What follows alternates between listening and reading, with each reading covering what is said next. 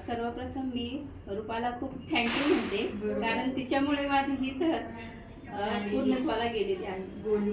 आणि खूप लहानपणापासून असा मनात संकल्प होता की जसं जसं आम्ही बुद्ध धर्म वाचत होतो, तो ग्रहण करत होतो, तर मनात एक इच्छा होती की आपणही त्या बुद्धगयेत जावं आणि तिथलं ते बुद्ध रूप, त्यांचं चरित्र बघावं स्वतः.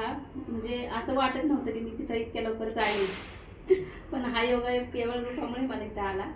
आणि खूप प्रॉब्लेम्स आले, आर्थिकदृष्ट्या पण शारीरिकदृष्ट्या पण. त्याच्यावरही मात करून मी मनाची इच्छा प्रबळ करून त्या ठिकाणी गेले. मन जे होईल ते होईल, ते त्या ठिकाणी होईल. झालं तर चांगलं पण होईल, वाईटही होईल, पण त्या ठिकाणी होऊ दे अशी मनात इच्छा बाळगूनच मी ते पाऊल टाकले.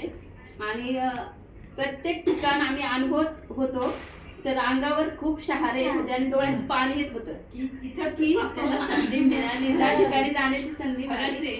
आणि महान असे तथागत गौतम बुद्ध यांनी खूप त्यांचं ते जीवन व्यतीत केले, ते आपल्याला अनुभवता आलं, बघण्यात आलं. तर जसं जसं आमचं पाऊल तिथनं निघायचं ना, ते पाऊल तिथनं बाहेर पडतच नव्हतं. असं वाटत होतं की ते सगळी गोष्ट आपण आपल्या असं सामावून घ्यावं आणि तिथंच आपलं जीवन व्यतीत करावं, परंतु ते शक्य नाही. आणि 10 दिवसात तर मी म्हणते बुद्धगया आपल्याला कव्हर झालेली नाहीये. की असं वाटत होतं की संपूर्ण असं हे बघत जावं. 10 दिवस आमचे कसे गेले ते समजत नव्हतं. आणि मी म्हणजे अशी एकच खंत अशी वाटली की प्रत्येक ठिकाणी जे गौतम बुद्धांनी त्यांचं जीवन व्यतीत केलेले त्या ठिकाणी ना मनुवाद्यांनी म्हणजे ब्राह्मणांनी आपली चुकीच्या मूर्त्या तिथं बसवलेल्या आहेत आणि ते चुकीचा इतिहास त्या लोकांना सांगतात.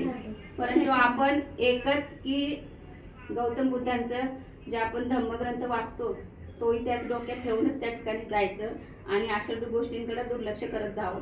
आणि मनात एक अशीच इच्छा निर्माण झाली की डॉक्टर बाबासाहेब आंबेडकरांनी असा संकल्प केला की भारत हा बुद्धमय करावा. परंतु मला असं वाटतं की आपल्या भारत देशातील जी लोक आहेत आणि ती काही 2 दगडावर हात ठेवून चालणारे, अर्ध आपल्या इथं ना अर्ध दुसरीकडे. पण तसं डोक्यात संकल्पना ठेवता केवळ बुद्धमयच आपण बुद्धाचाच मार्ग अंगीकारला पाहिजे. आणि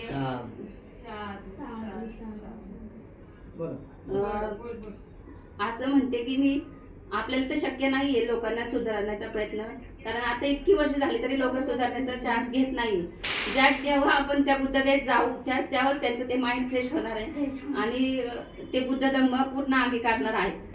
तर प्रत्येकाने दरवर्षी असा संकल्प करावा की आपल्या घरातील एक ना एक व्यक्ती त्या ठिकाणी पाठवावी आणि तो बुद्ध जाणून घ्यावा. तर